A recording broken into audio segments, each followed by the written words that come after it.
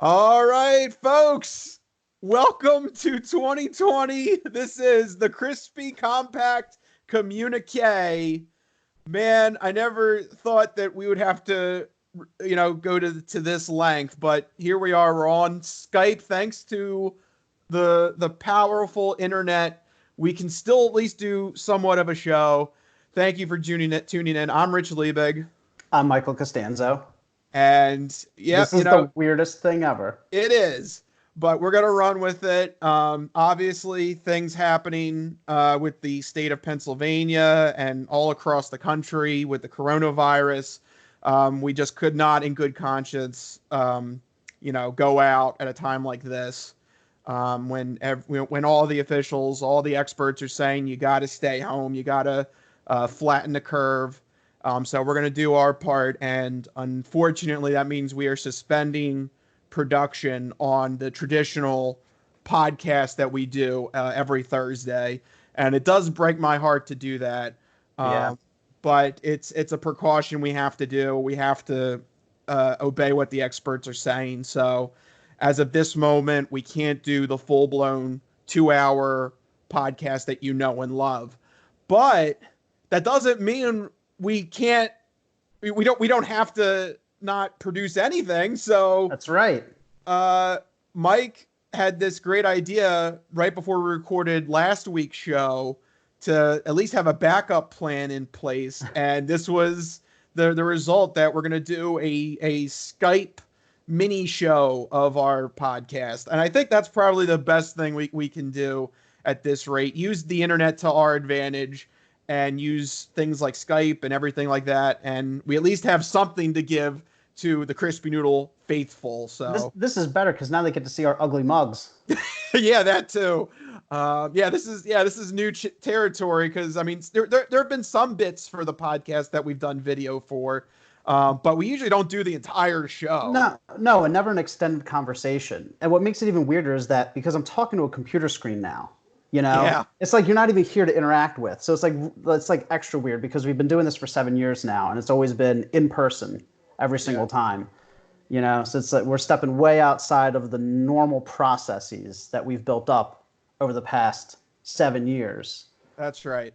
So that's why I'm saying that this is officially not the Crispy Noodle podcast, but instead it is the Crispy Compact Communique, episode go. 1.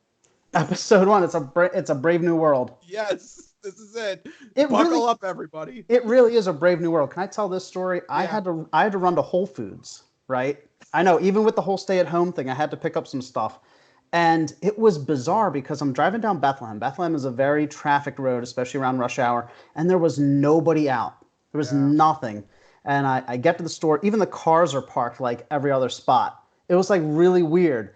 And then they had like a guy at the door, and they were monitoring how many people were in the store at one time. And they're like, we're at capacity. You can't come in. Wow. And I was like, he was like, you have to wait outside. So I was like, okay, this is actually kind of frightening because it's the start of every dystopian story we've ever watched and read and played. And then in the store, they had yellow lines taped to the ground that indicated what 6 feet apart was. So everywhere you went, every aisle, and the shelves were bare. Nothing. Like we're at a breaking point now. Wow. It is wild and frightening. There you go. A little bit of cheery news to kick off the first communique. Yeah. I just had to say that though. Yeah, these are the times that we're living in. But you know what? It's one of those things that, we were saying a couple weeks ago that like the podcast is kind of like a little bit therapeutic. It is. I'm hoping that this Crispy Compact Communique will be therapeutic for us and for all of you guys that tune into the podcast. This will also go out as an audio podcast, so if you're subscribed to our feed, you got that. But we're also going to put this up on our YouTube and Facebook live channels. So either way, whether it's video or audio, we still got content coming at you. And I think that's the right thing to do in this trying time of the coronavirus. And we're not the only ones. I was flipping through the channels. I saw Trevor Noah was doing it from his home office. I saw, John Oliver is doing it from a completely empty set. It's Yeah. truly, truly bizarre. At least now we still have somebody else to play off of. Yeah. But those guys just performing to an empty room, I can't even imagine. It must be so bizarre. Yeah. So I'm glad you're with me for the ride, Mike, because I don't know how we would have gone through this Yeah. whole thing without Skype and uh, without the comfort that is the internet and Skype and everything like that. God bless And to all of our people that are going to listen to this and watch it, thank you guys for tuning in. Hopefully, this is going to be a way to keep your mind off of things, because we are actually going to talk about some news. There is actually some news happening that is not coronavirus related. We have to get back to a sense of normalcy. Yep. You know what I mean? And this is what we're hoping to bring, a little bit of normalcy, a little bit of fun back to the current world order. That's right. So I figure we got some football news. I know Mike will be excited for football news. Always. So let's jump right into that. The Eagles, of course, made a big trade after we published the podcast last week. Always, without fail. It was like that. It was like that night I was going to bed. I was like, of course they would. Yeah. Big play Slay coming to Philadelphia. Finally, the cornerback help that we have been asking for, that Mike has been demanding for. In Howie we trust. Mike, how do you feel about this trade? I mean, I feel absolutely great about this trade. I wanted Howie to make a play for a cornerback for a long time. I was, all last year, people will remember I was complaining about not going after what's his name and the other guy, the Jaguars guy. What's his name? Yeah, you gotta help a little bit here. What's his name? Jalen Ramsey. Ramsey, yeah. Oh my God, it is. It's all right. It's a little odd talking like this, but it'll work. It's a little odd, yeah. Jalen Ramsey. There was a few other guys that hit the market that the Eagles didn't make a play for. I knew that Darius Slay wanted out of Detroit, and he's been a Pro Bowler for them. Very solid corner, from what I understand. He's like a one-on-one man coverage type guy, so he fits Jim Schwartz's scheme perfectly.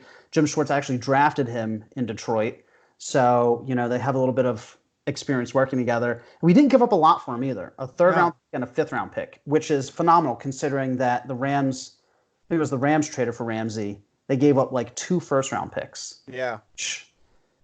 I thought that was going to reset the market in terms of trades, but apparently it didn't in this case, which I'm really happy about. A third and a fifth, I think, is a steal. Yeah, that's nothing, especially since the Eagles got those comp picks. They're still in good shape. Right, they still have a third-round pick. Yeah. So it's, that's what that extra draft capital allows us to do. The one thing I am concerned about is that he's actually the highest paid cornerback now at almost $7 million a year. That's a big contract to give to a corner. Do you think that's too much invested in one position? Yes, but you'll have to get a number 2. Yes, but you want a shutdown corner, you got to pay a shutdown corner price. Yeah. Slay can be that shutdown corner for us. Right. So I'm not dismayed by it. No. I like it. I like the move. Yep. And it pretty much guarantees that we're going to draft a wide receiver with our first overall pick in the draft. I hope so. Next month. I hope so. That's the one area of need that we still have not addressed in this offseason. I hear the wide receiver class is very deep.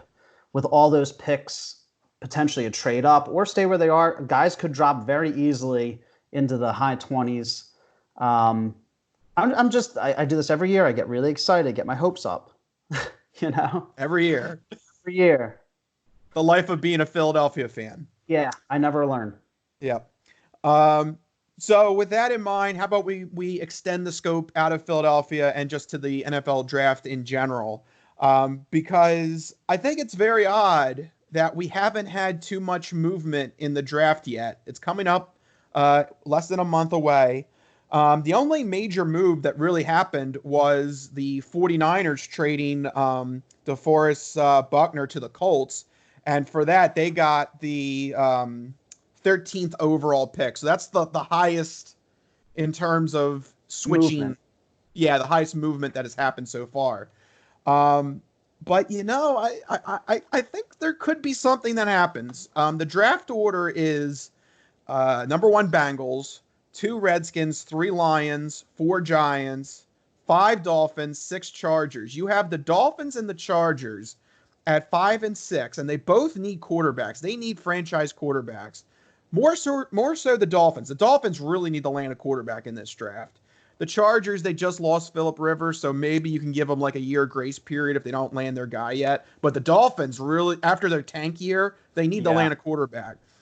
Do you think it's possible that with the Redskins having the number 2 slot, the Lions already having the number 3 slot, number 4 the Giants, they already have their quarterbacks? Do you think there's going to be a move to get some more draft capital from those teams, and then for the quarterback needy teams, they need to jump up? I don't know that it makes sense for either the Dolphins or the Chargers to jump up because, like you just said, a lot of those top 5 teams already have quarterbacks. Mm-hmm. So there's no reason for the Dolphins to get anxious and leap up 2 spots to get a quarterback. I think if they want to, he'll probably drop to them, or Joe Burrows will probably, I think that's the other big name quarterback, will probably drop to them. Mm-hmm. The Chargers... Well, Burrow's probably going to go to the Bengals. That's Bengals. Kind of... I thought everybody liked Tua, though. Well, Tua got hurt at the end of the college football season last year. And because of the coronavirus, nobody can do physicals. That is a real legit concern. There's no physicals being done. There's no and it's holding up. It held up free agency a little bit. That's why there was not a lot of... There was a flurry of activity before free agency and then a flurry of activity after it started. But like right around when it started, nothing was coming out because teams didn't know, can we announce these moves because players haven't passed physicals? Like Tom Brady couldn't go to Tampa to do a physical. Yeah. You know, it's all that weird stuff. It's interesting how it's impacting everything. So teams can't check up on Tua and see how he is because he would have been, 1 or 2 off the board. I still don't think those teams are gonna trade up. Joe Burrow's number 1 overall, but I think Tua's gonna drop. The Chargers maybe will try to leapfrog the Dolphins, but I don't know. That's the things that I'm kind of talking about is if the Dolphins stay content at the number 5th spot, maybe the Chargers, maybe another team comes up that needs a quarterback and, says to the Redskins or the Lions, hey, we need a quarterback too, and you guys need draft capital just for a couple of spots, it can happen. I mean, maybe. The only team that I care about is the Eagles. I want to know if they're going to try and jump up into the top half of the first round to get one of those top 3 receivers. I've heard murmurs that one of those top 3 could fall to 21, but I'd rather the Eagles play it safe by being aggressive. I know that sounds like an oxymoron. Jump up and get the guy that they actually want instead of standing at 21. Yeah. What are you, Madden? I am mad. Yeah, they're gonna. When I say play it safe by being aggressive. Yeah, the team with the team with the most points usually wins the game. 80% of football is what is it? Half of football is 80% mental. No, 80%. No, 80% of football is half mental. There we go, something like that. So 40%. I love that. Yeah, because it's like, does that mean it's 40%? Why couldn't you just? Who knows? Yeah, right. Who knows? It's Madden. He's a saint in his own right. But yeah, so I don't know. I think it's interesting. I think there's a chance. I mean, look at the Bears when they were hot on Mitchell Trubisky. They were willing to give up a lot to switch. I think with the Broncos at the time, was it? They switched. There can be some movement like that where you really want to make sure you get your guy. Because especially for the Dolphins, if the Dolphins do not get a quarterback in this draft, it's really going to look bad for them. I just don't see there being that much movement in the top 5.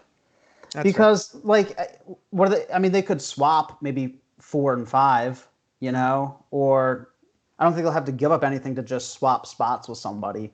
Oh, you can always ask for something. You can always ask for something, but I don't know. I think a simple swap with 4 and 5 wouldn't be out of the question, but I think the Chargers is the real wild card here. Mm-hmm. If they want Tua, they could leapfrog the Dolphins, but I haven't heard anything about the Chargers and quarterbacks.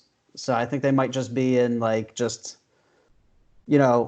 under the radar, just maybe tank this season or just try to make do this season and see what happens. Yeah, next year. Or maybe just be silent this whole time and then strike right on draft day, just bam. Would be interesting. Maybe. Would be Maybe. interesting. Of course, this is all draft talk. Right. You're not going to know until the day of the draft. No, But we don't still, even know if the draft is happening. So. Yeah. Hold on. Yeah. Let's.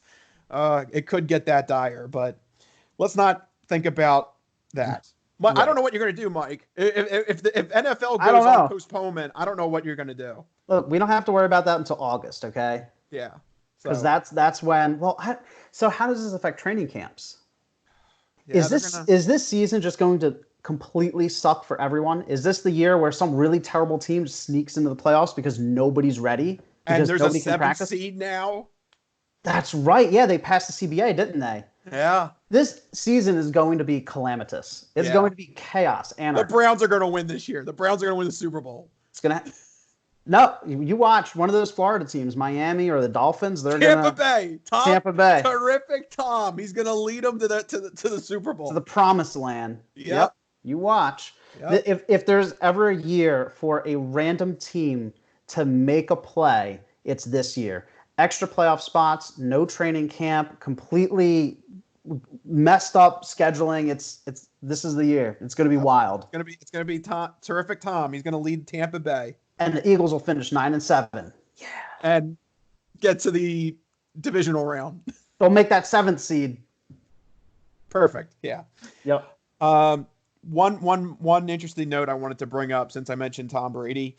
Okay. Did you know that with him officially making the move to Tampa Bay, 22-year-old Sam Darnold is now the longest tenured starting quarterback in the AFC East division? Yikes. Yeah. Wow. How's that from historic quarterback to just guy who literally just started last year? Yeah, that is insane. And it just goes to show this season's going to be completely unexpected. Expect the unexpected, I think. You watch the Bills. They're going to run away with that division. The Bills and the Dolphins, they're going to, or to everyone's surprise, maybe the Patriots are just as good. I don't think it's going to happen.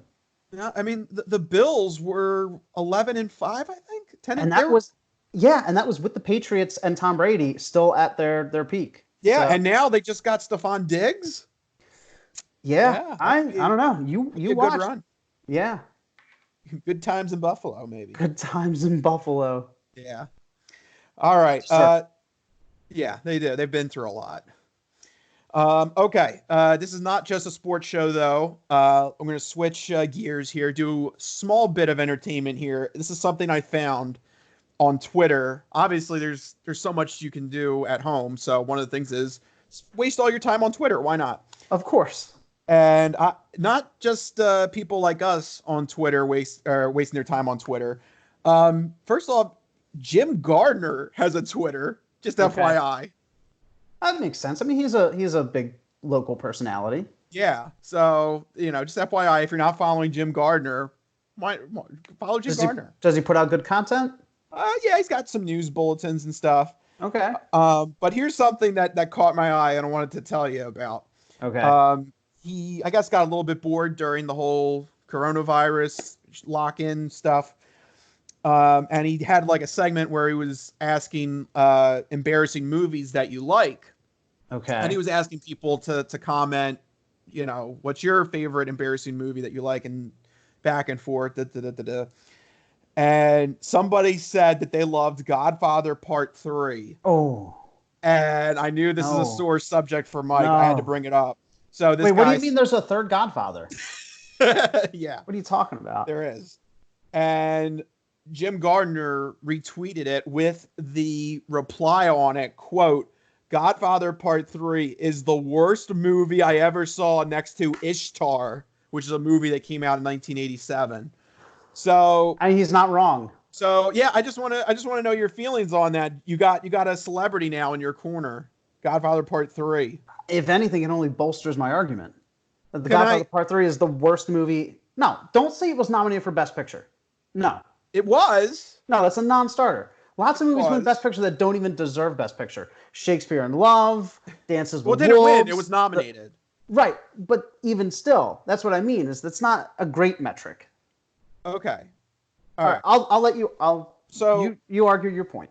Right. So here's the thing with that I want to step you back from. All right. Okay. It is obviously not. It doesn't hold a Godfather Part 3 doesn't hold a candle to 1 and 2, obviously. Absolutely not. Right. But is it the worst movie ever? I think that's a little bit of an exaggeration. There are some good parts to Godfather Part 3. It's not the worst movie ever. Al Pacino alone raises the bar of that film. I mean, he's a phenomenal actor. I'm not going to take that away from the movie. The part where Sofia Coppola dies is fun. It's fun.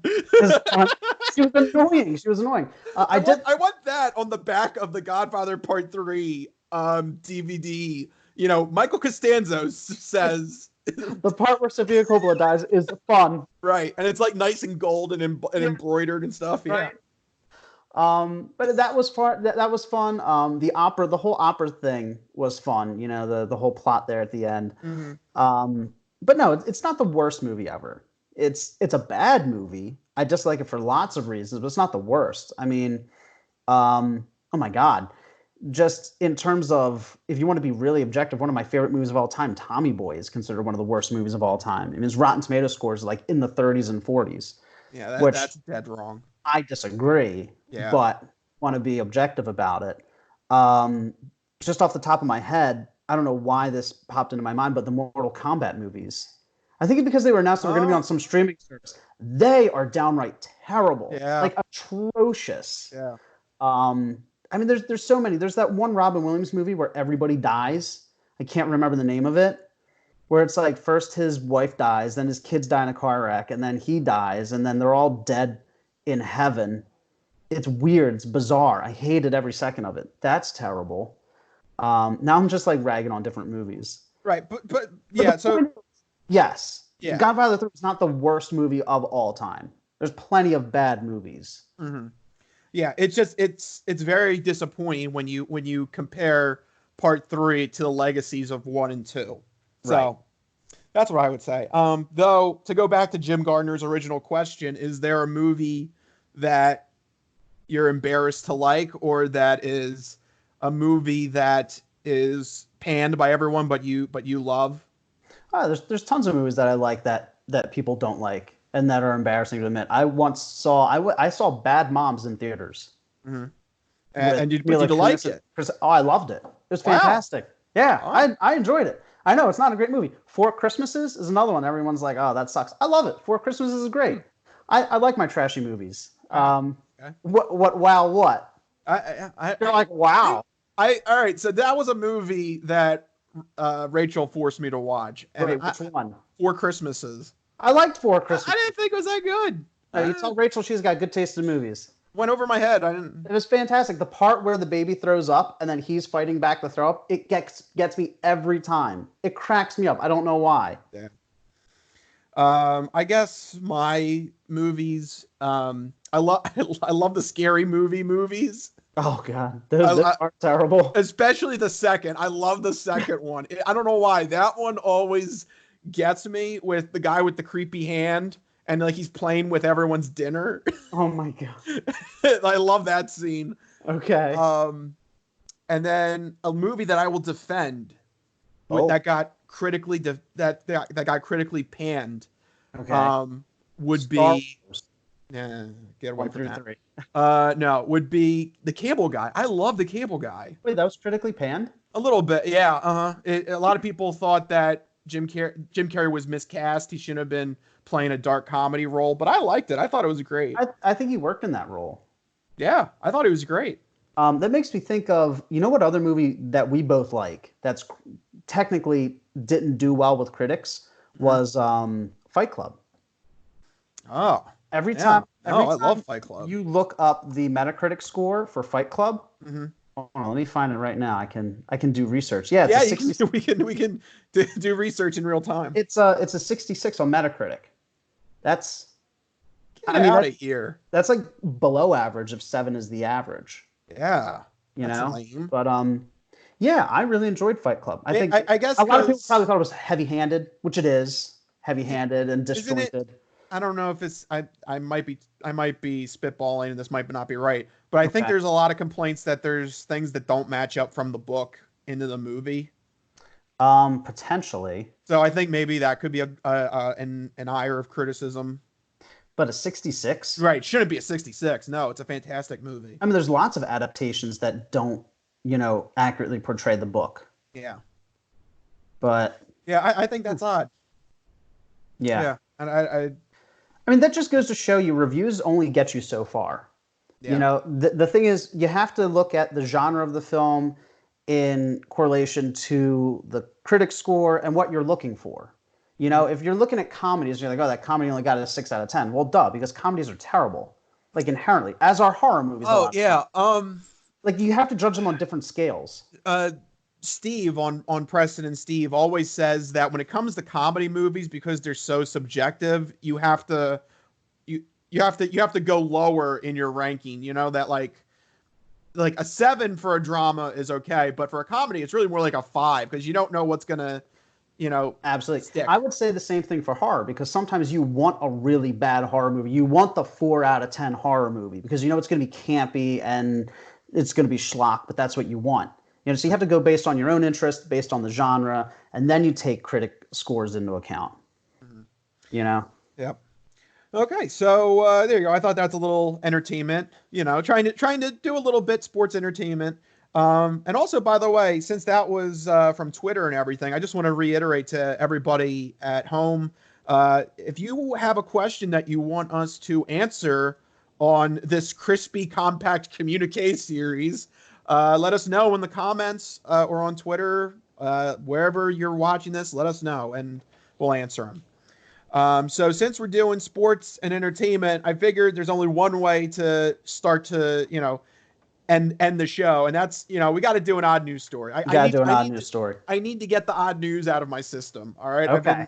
I still research the odd news. It's building up. Yeah. Wait, this is an interesting thing. Is the story from Florida?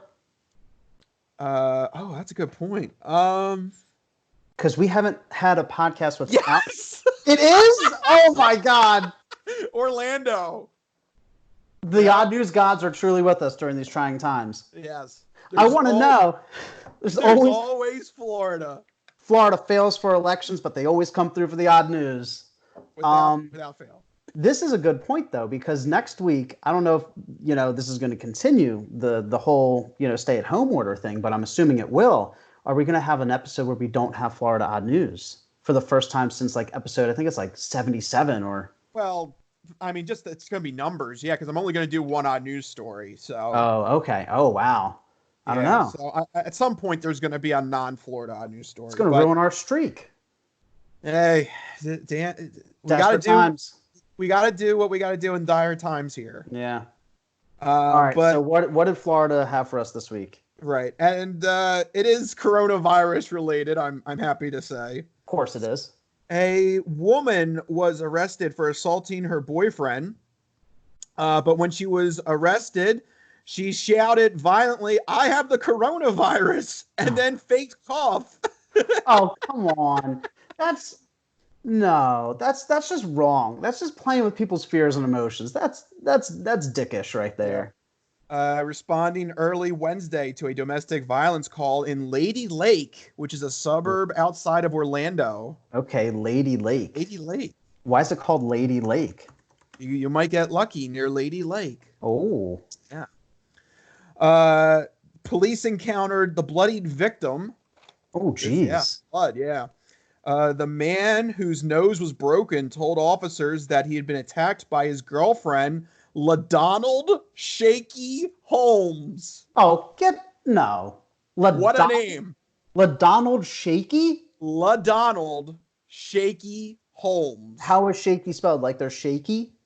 Shakkie. Is it Shacky? Maybe Shaggy? Shaky? I'm going to go Shaky. How is LaDonald spelled? Yeah. How about go back to the first name? The camera. First name, LaDonald. Let me see if I can. I don't know if I'll be able to get it on the webcam. LaDonald. Right there. Why? That's a woman's name? Yeah. LaDonald? It's L.A. Female. No, you know what happened? They settled on Donald. This kid are going to be named Donald. Surprise, it's a girl. Oh, crap. LaDonald. LaDonald, yep. That's how they figured that one out. So the man said that he was lying in bed with 38-year-old Holmes when she told the victim that she wanted to have sex. Lady Okay. Lake. Lady This is, Lake. this is Lady Lake. The victim recalled that he declined to engage with Holmes since she said she was also going to leave him to get back with her ex-husband. What? Dude, this is the trashiest story ever. Yep. She's just like, I want to bang, and then I'm going to leave you for my ex-husband. Right. Right before I get back with my ex, I want to have one last bang. Right. You just want to have one last fling. Yeah. Yeah. Rebuffed, Holmes became very agitated, at which time she roundhouse kicked the victim in the nose. Not a punch. What? A roundhouse kick. This is just too over the top. You can't, LaDonald, Jesus, man. Yeah, she does not mess around. When she wants to go, it's go time. It's go time, right? Yeah. Roundhouse kick. Cops did confirm that the nose was broken. Roundhouse kick tend to do that. Yep. Holmes was arrested for battering her boyfriend. As cops tried to get her into a squad car, Holmes kept falling to the ground as if she was in pain. That's when she said, quote, "I have the coronavirus. I'm dying." I'm dying. But you had enough energy for both sex and roundhouse kicks. Yeah, wow. Okay. It's a very aggressive disease. But she was fine for sex and roundhouse kicking her boyfriend, soon to be ex-boyfriend. Soon to be ex-boyfriend, yeah. Soon to be ex-boyfriend. Soon to be ex-booty call. Right. Oh my God. Also, you know what just popped into my head right now is LaDonald is not a name you want to shout during sex. Yeah, it's not very erotic. LaDonald. I just can't get over the name. Yeah, this is what I have to work with. These names, these are great. God bless Florida.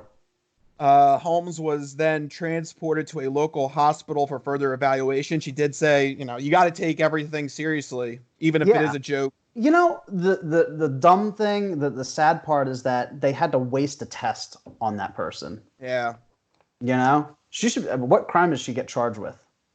So she's got a pair of felony counts, domestic battery and battery on a paramedic. She must have took a swing at one of them at some point. She was released from the county jail after posting a $7,000 bond. So somebody likes LaDonald enough to get her out of jail. Yeah. One of her many lovers. Yeah. Maybe her ex-husband. The ex-boyfriend, the ex-husband, I don't know how many exes does she have. But the thing that pisses me off the most about that is using the coronavirus as an excuse. Yeah, that's just because then all the cops and paramedics are like, now they're like heightened in terms of their concern for their own safety and their own health. And then they had to waste a test on her, all because she had to roundhouse kick her soon-to-be ex-boyfriend in the face. Like, Jesus. Yeah. Come on. You know what? We're going to get a flurry of stories that are going to be like that, where people just shout coronavirus. Yeah. They're like, to get through a crowd quicker, they're just like, I got coronavirus, look out. And they start coughing and everybody parts like the Red Sea. No, look out, Yeah, that's what's going to happen. There's a hot tip for you guys. Shout coronavirus in a crowded room. No, don't do that. It's terrible. It's terrible advice. Yeah, there you go. Just like the actual podcast itself, we have unethical recommendations for our listeners. That's right. Yeah. Yeah. Oh my God. So there you go. That's your odd news story for this Crispy Compact Communiqué. Which, by the way, if you liked any bit of that, Mike said this on the podcast last week. We have 300 and some episodes of odd news, including some that are marked as our best of shows. So if you're in need for another laugh, we've got full episodes that are devoted to nothing but strange but true odd news that we've had over the years. So I would highly recommend that if you're looking for some fun, check out our archives. We've got plenty of odd news that'll make you laugh. I just did the math. Do you want to know how many odd news stories we've done? How many? Because I took the number of episodes. This would have been 349. If we had an episode. If we had an episode, but I don't think we're numbering this episode. No, this is a separate thing. Right, This is the Crispy Compact Communiqué, episode 1. Exactly. So 348 regular episodes. And I took the average number of odd news stories. There's over 1,700 odd news stories that we've Oh my done. God. I know, Wow. isn't that like a gut punch? 1,700 odd news stories, I, and I, that's being very conservative. mhm. The actual number is probably closer to 2,000. Wow. So At that moment, Rich goes, What have we been doing the past 7 years? what have I done with my life? What have I done?" This is what Yeah. I've done. So I've anywhere amassed I've you just amassed pull out this like giant tome. You're like, "This is my life's work." all the true odd news that happened. That's right. But there you go, guys. There's a huge archive there. You're not going to be without content ever. We're looking out for you guys during these trying times. That's right. And something we've been talking about is, because this is like a shortened form of the podcast, and since we can do this on Skype, this may be like a twice a week thing. It doesn't have to just be once a week. So we want to give you guys as much content as possible. And if you like the show, if you liked this Crispy Compact Communiqué, make sure that you like the video, that you comment below.